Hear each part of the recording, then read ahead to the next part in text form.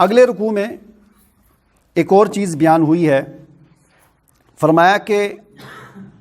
وَيَوْمَ يَعَضُّ الظَّالِمُ عَلَى يَدَيْهِ يَقُولُ يَا لَيْتَنِي اتَّخَذْتُ مَعَ الرَّسُولِ سَبِيلًا، اور ایک دن ایسا آئے گا کہ اس دن ظالم اپنے ہاتھوں کو چبائیں گے، اپنے ہاتھوں کی انگلیوں کو ایسے کاٹیں گے، جیسے دنیا میں بھی ہوتا ہے، افسوس کے ساتھ لوگ اپنے ہاتھ کاٹتے ہیں۔ فرمایا ایک ظالم جو ہے وہ اپنے ہاتھ کو کاٹے گا اور کہے گا کہ ہائے کاش کہ میں رسول کے ساتھ، میں نے رسول کا ساتھ دیا ہوتا، یا ویلتا لیتنی لم اتخذ فلانا خلیلا، اور ہائے کاش میں نے فلاں کو اپنا دوست نہ بنایا ہوتا۔ اصل میں یہ ایک واقعے کی طرف اشارہ ہے اور ایک شخص کی طرف اشارہ ہے، اور وہ واقعہ یہ ہے کہ ایک مکہ میں ایک سردار تھا عقبہ بن ابی معیط،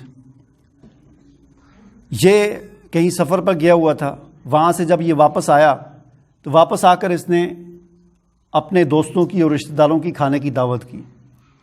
اس میں اس نے حضور نبی کریم صلی اللہ علیہ وسلم کو بھی بلایا، آپ صلی اللہ علیہ وسلم کو بھی دعوت دی کہ آپ بھی آج کھانا ہمارے گھر میں کھائیں۔ حضور نبی کریم صلی اللہ علیہ وسلم چلے گئے، تشریف لے گئے،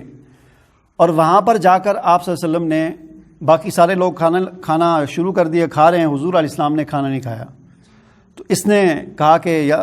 آپ کھانا کھائیں، کیوں نہیں کھاتے؟ تو آپ صلی اللہ علیہ وسلم نے فرمایا کہ میں تب کھانا کھاؤں گا جب تم کہو لا الہ الا اللہ محمد رسول اللہ، کلمہ پڑھ لو، یا اشہد ان لا الہ الا اللہ، کلمہ پڑھو، لا الہ الا اللہ کی گواہی دو تو میں کھانا کھاؤں گا۔ تو چونکہ یہ لوگ جو ہوتے تھے، عقبہ بن ابی معیط تھا تو کافر مشرک تھا، وہاں کا بڑا سردار تھا، بڑا چودھری تھا، پیسے والا آدمی تھا، لیکن ان کے اندر مہمان نوازی بہت ہوتی ہے عربوں کے اندر۔ تو اس نے اس وجہ سے کہ چلو حضور کھانا کھا لیں، اس نے کہا چلو میں ٹھیک ہے پڑھتا ہوں، اس نے کلمہ پڑھ لیا۔ کلمہ پڑھ لیا تو حضور نبی کریم صلی اللہ علیہ وسلم نے کھانا بھی کھا لیا۔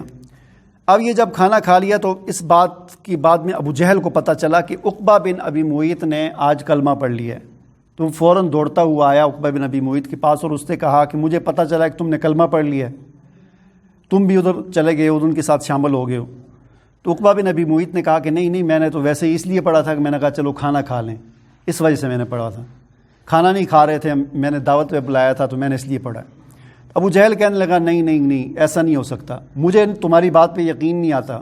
مجھے صحیح بتاؤ۔ اس نے کہا میں سچ بتا رہا ہوں، میں کوئی مسلمان نہیں ہوا، میں نے ویسے ہی پڑھا ہے۔ تو نعوذ باللہ پھر اس ابو جہل نے اس کو کہا کہ میں تمہاری بات پر تب یقین کروں گا کہ تم جا کر حضور صلی اللہ علیہ وسلم کے چہرے پر تھوکو گے، تو تب جا کر مجھے یقین آئے گا کہ واقعتاً تم مسلمان نہیں ہوئے۔ اور یہ عقبہ بن ابی معیط جو بدبخت تھا اس بات پر تیار ہو گیا، اور پھر اس نے آ کر حضور علیہ السلام کے چہرے پہ نعوذ باللہ تھوکا، اور پھر اس پر اللہ تعالیٰ نے یہ آیات نازل فرمایا کہ وَيَوْمَ يَعَضُّ الظَّالِمُ عَلَى يَدَيْهِ،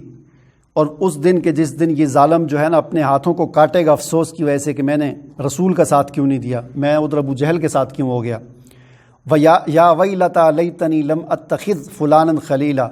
اور اس وقت یہ افسوس کرے گا، ہائے افسوس میں نے یہ فلاں کو یعنی ابو جہل کو کیوں اپنا دوست بنایا، میں نے رسول کو کیوں نہیں اپنا دوست بنایا۔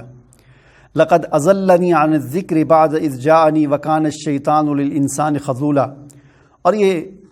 مجھے جو ہے اس نے گمراہ کر دیا ذکر سے، یعنی قرآن سے، ذکر سے، اللہ کی یاد سے اور حق بات سے اس نے گمراہ کر دیا۔ اور اللہ تعالیٰ فرماتے ہیں کہ وکان الشیطان للانسان خذولا، شیطان جو ہے یہ بڑا بے وفا اور دھوکے باز ہے۔